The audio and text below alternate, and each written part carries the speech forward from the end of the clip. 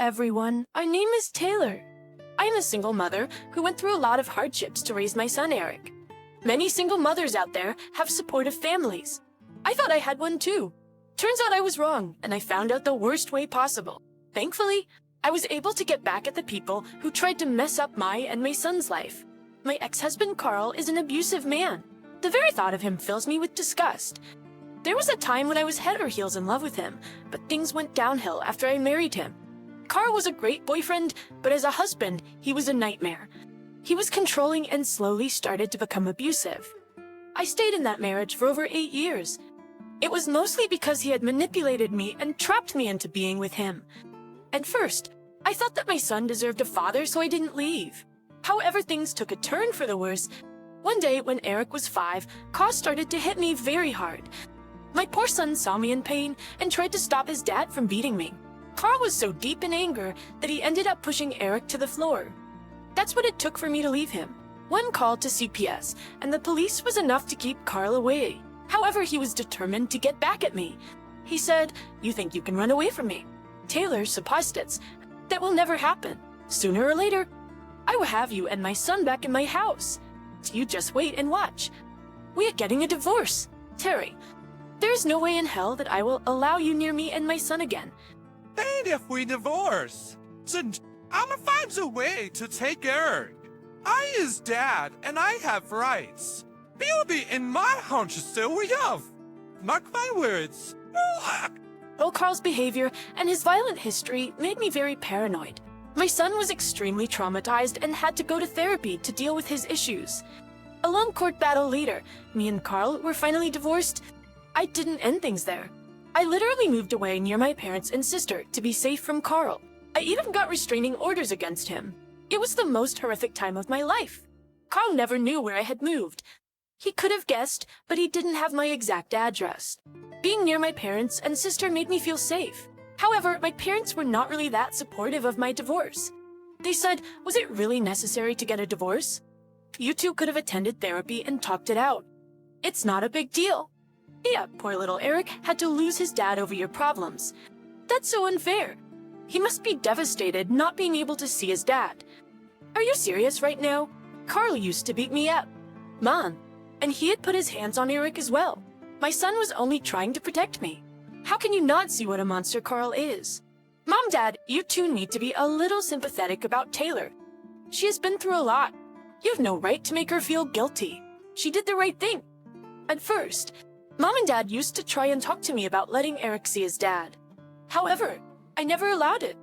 My parents were never happy with my logic. They always said, "Why don't you let Carl visit Eric? He must miss his son. How would you feel if I wasn't around when you were growing up?" I know I would have been devastated. Taylor, you lived and prospered in a household with 2 parents. You can't be so selfish with Eric. He deserves the love of his father. Soon, he will start resenting you for not allowing his father to stay in his life. What were you even talking about? Eric is absolutely scared of his dad. He begs me not to go near him again. He has no intentions of ever seeing his dad again, and neither do I. He must be influenced by all the violent stories you have told about Carl. You should not have dragged Eric into your issues. He learned them to be afraid of Carl from you. that is ridiculous. Dad, if Carl was such a good man and a loving father, he wouldn't have hit me in front of him. In fact, he should not have hit me at all. No matter how hard I tried, they would never agree with my decision. However, as time passed, they seemed to have accepted my decision. They were very close to Eric and were doing a great job being good grandparents. Eric also developed a close connection with them and with his Aunt Blair. I think part of the reason my parents stopped pushing me was the fact that I was financially helping them. Me and Blair sent monthly allowances to our parents because Dad doesn't have a good job while Mom doesn't work. Money might have been a reason why my parents eventually went silent about the matter. Me and Eric were thriving in our new home. Eric joined a local school while I was working a good job in an office. Things were going great, and I was happy surrounded by family. However, I had no idea that my loved ones could be so horrible to me. My second biggest betrayal in life happened just a year after I left Carl. I was all set to go on a business trip to another city. I couldn't take Eric because there were no provisions to keep children at work. So, I was in a rut wondering about what to do with Eric. That's when my mom and dad suggested a plan. They said, So, I heard that you will be leaving for a business trip soon. Me and Stuart have been thinking about babysitting Eric for you. We can stay back at your house and take care of both Eric and the house. Are you sure about this? I mean, Eric can be a little handful. Plus, you will be leaving your apartment empty. Won't it be a hassle? It's only a matter of days, so I don't think it will be much trouble. Plus, we love Eric and he loves us too. I am sure he will be thrilled to spend these days in our care. Yeah, the two of us can stay here and babysit for you. Your house will also be safe when you go on this trip. It's like you will get two benefits in one. Okay then, if you are insisting so much. I will leave Eric in my house with you two. I agreed to let them babysit Eric and stay at my house until I came back.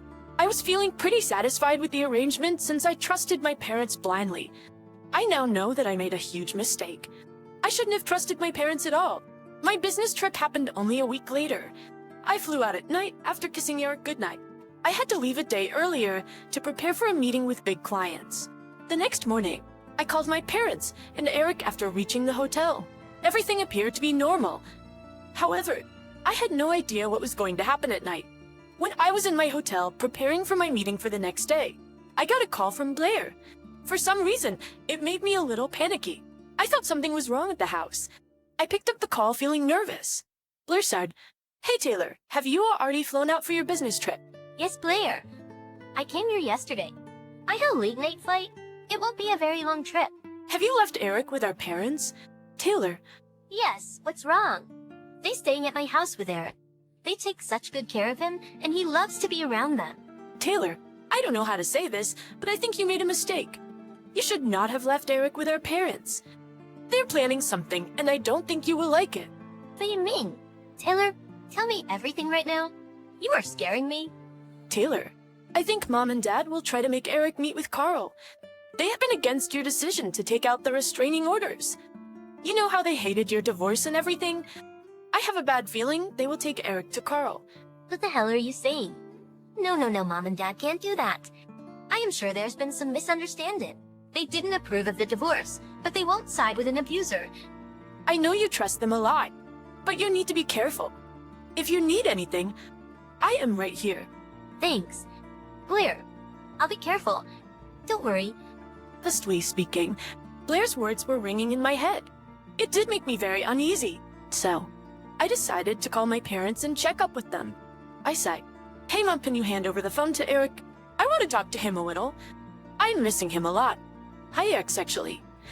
I'm just checking up on you. Is everything okay? Are you having a good time? Oh my god, my phone is about to die. I'm so sorry. Taylor, I have to put it in charge. Why don't you call back later? Eric is fine and playing with us. You don't have to worry about anything. Take care. Bye." Something made me really suspicious about the way Eric tried to talk to me. What was worse was the fact that Mom snatched away the phone and didn't let Eric complete his words. My head was reeling from the situation. So, I decided to check the security camera footage. I didn't have any cameras in the house, but I did have them outside. Lo and behold, in my driveway was my ex-husband's car. I was shocked. I remembered the footage and saw that Carl was in my house. My mom opened the door for him. After looking at the footage, I was immediately enraged. I was also scared for Eric and my own life. Carl was not supposed to have my address. No, he should not have been around my son. I was furious and called my parents straight away. Don't worry. I also recorded the call. I said, "Mom, why the hell is Carl at my house? So what the hell's going on? Who permitted you to let him in?" For a while, there was pin-drop silence on their side. Neither of them spoke a word to me. I could tell that I had made them nervous. However, nothing had prepared me for what happened next. They said, "Look, I know you are upset at Carl and us, but you are being very unreasonable. You need to cut us some slack." Yes, I am very disappointed in you. Taylor, you cannot separate a son from his father. Eric needs Carl in his life. You're not being a good mom. Please tell me you are joking. Carl literally abused me physically. Hell, he even hit Eric when he tried to save me. How can you allow Carl back into his life again? I have a restraining order against him, for God's sake. That was a long time ago. Taylor, we must forgive people. He has changed. Your stupid restraining order was causing a lot of problems. Yes, so I and your mom decided to take matters into our own hands. We gave Carl your address since you won't. We reunited father and son. They so happy together. Mom, Dad, I will give you exactly 5 minutes to kick Carl out to the curb. If you don't, there will be consequences. Thump through nuts. Taylor, we are your parents. I'm 3,000 miles away. What will you do anyway? Carl will stay here as long as he wants. We are planning a picnic tomorrow. Now, I'm hanging up before you talk any more nonsense. Mom said that and simply hung up on me. I literally gave them 5 minutes to kick Carl out. When 5 minutes passed and his car was still in the driveway, and you kashed to people Ipkarians. At that point, I felt scared and betrayed. I knew that I had to act fast. So, I quickly called law enforcement. I gave them the rundown of the situation and told them to arrest Carl. I also told them to take Eric from my parents and give them to Blair. The police acted fast and reached my house within 5 minutes. Staying near a police station was the best decision of my life. I saw them confront my parents and Carl through the CCTV footage. My mom and dad looked panicked as they went in to arrest Carl. Mom called me and said, "Taylor, what is wrong with you? Did you call the cops on us? How could you do this? You know Carl could go to jail. He will go to jail, Mom. And you will too if you don't leave my house right now. I don't want you and Dad on my property again. I've called Blair. She will come and take Eric. You will never come near us again." How dare you? Taylor, you're a horrible, horrible woman. I wish you were never born.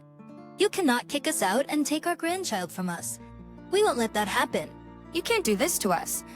Taylor, we've grandparent rights. We'll sue you. Good luck with that, Mom and Dad. The police will stop and arrest you if you do anything stupid.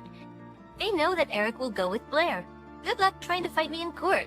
It will be fun to see the judge react when she realizes that you brought an abusive man into my house despite a restraining order. You'll be laughed out of court. Before either of my parents could reply to that, the police came out with Carl in cuffs. He was escorted out to the police car and put in the back seat. It gave me relief and satisfaction to see him back with the police. Then the police started to talk to my parents. They were flustered and my dad was starting to shout at the cops. I'm sure they were trying to argue about Eric. Right then, my sister Blair showed up.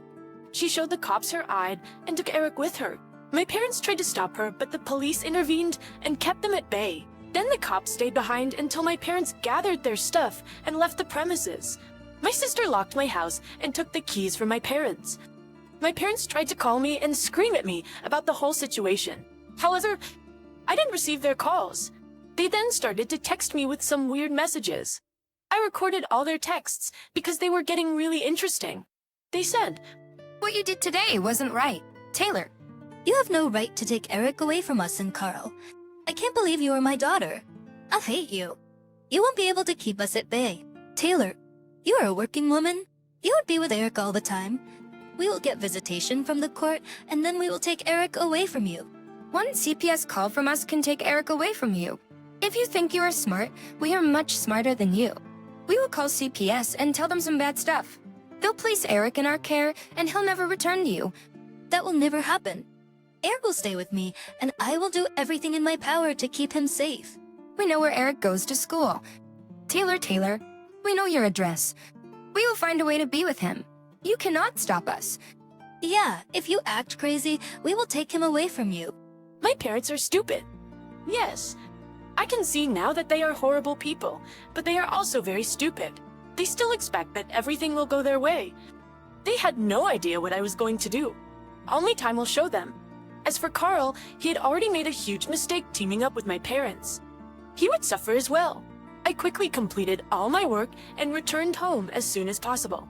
Blair kept Eric safe, and he was staying at her house until then.